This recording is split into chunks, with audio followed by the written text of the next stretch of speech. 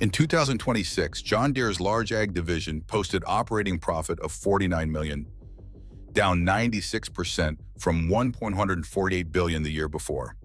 The same quarter, a British tractor won Tractor of the Year for the second time in 3 years, built by a company most Americans have only ever seen on a construction site. British engineering is moving into American fields at the exact moment John Deere's biggest division nearly stopped making money. The JCB just launched a brand new tractor built specifically to take over the exact market John Deere depends on most. And it is already winning. The Fastrac 6300 won Tractor of the Year in the sustainable category at Agritechnica in November 2025, the largest agricultural machinery show on the planet. Second win for this platform in 3 years, following the Fastrac 4220 Icons win in 2023. Judges outside the company do not hand out that recognition twice by coincidence. JCB's own deputy chairman called it a masterpiece of engineering. But the people awarding the prize are not on JCB's payroll. The new Fastrac 6000 series, a 260 horsepower 6260 and a 335 horsepower 6300, lands in North America in Q2 2026. Built specifically to slot between JCB's existing 4000 and 8000 series, landing exactly in the horsepower range John Deere's 8R lineup has depended on for the bulk of its American large ag revenue for years. The 4000 series tops out around 240 horsepower. The 8000 series starts above 330. The 6000 series closes that exact gap, the exact size and shape of machine John Deere's own best-selling row crop tractors occupy. A company does not build a tractor to fit precisely inside a competitor's most profitable segment by coincidence. That is a deliberate target. The new series also carries features aimed directly at operators who spend real time on public roads between fields.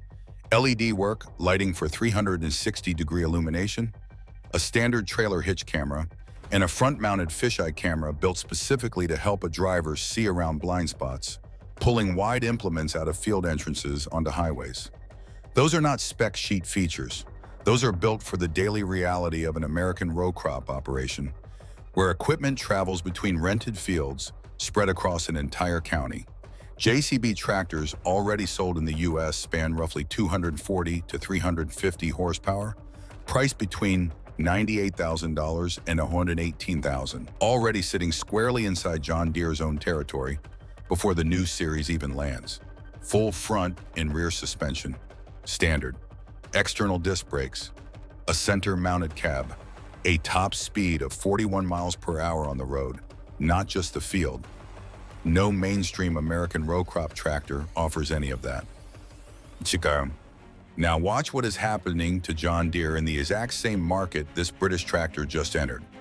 John Deere's production and precision agriculture segment posted net sales of $4,503 billion in Q2 2026, down 14% from the year before.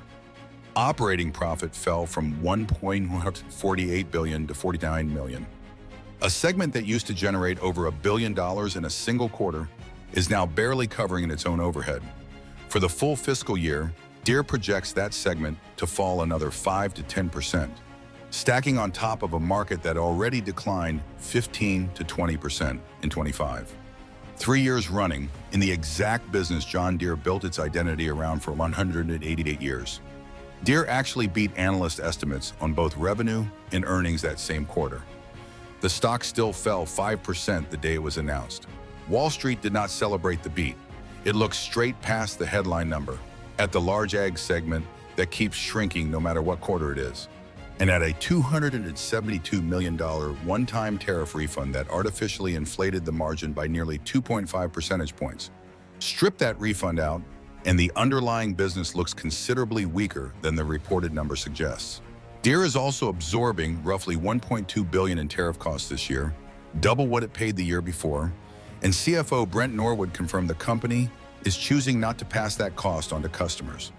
About 80% of John Deere's American sales are built at American facilities, a fact the company has promoted for years as proof of its domestic commitment. That same commitment means tariffs on domestic production hit Deere harder than they hit a competitor with a more flexible global footprint. JCB, entering fresh, does not carry that same decade of embedded cost structure into its new tractor line. It gets to price the fast rack from a clean slate, arriving debt-free into a fight its biggest competitor is already losing on cost. Put those two stories side by side. One company just landed an international award in a brand new tractor sized precisely for this market. The other company just watched its most important division collapse 96% in a single quarter, while beating earnings expectations and still losing 5% of its stock value in one day. Those two stories are not running in parallel by accident.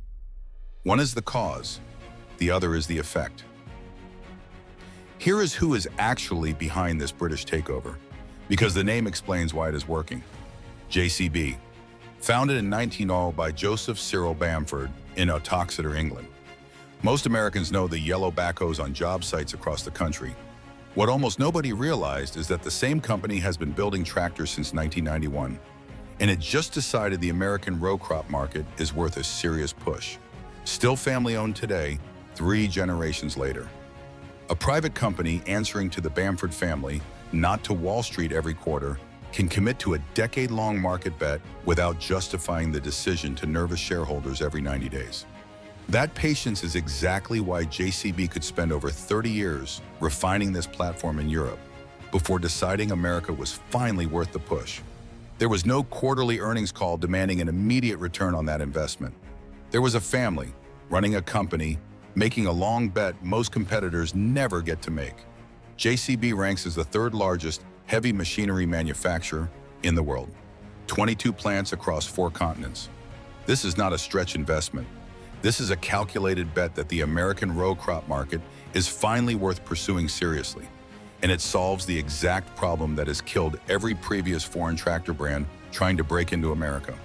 No service network, no trust, no parts on the shelf when something breaks in July. JCB already has that infrastructure running through its construction equipment business. It just has to extend it from yellow machines to green fields.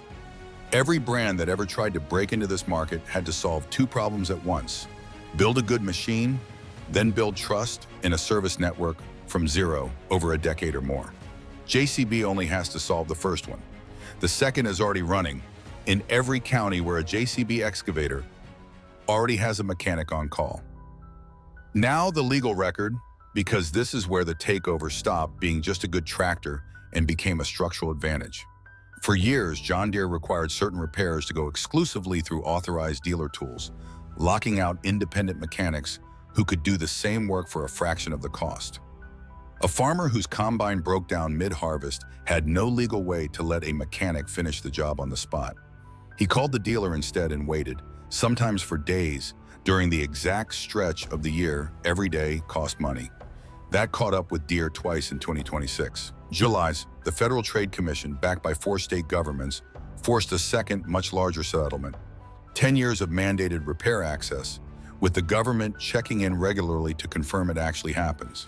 4 separate states issued their own press releases announcing that settlement on the same day, which almost never happens for a routine legal matter. A company confident in its legal position does not sign a decade-long federal order. It fights and lets a judge decide. Deere settled fast, in the middle of its worst large ag stretch in years. That legal history rewrites what a farmer is actually comparing when JCB shows up.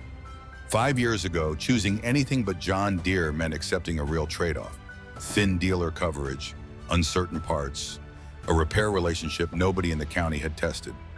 Today, the company defending that trade-off is the one that just spent $99 million and signed a federal order because of it.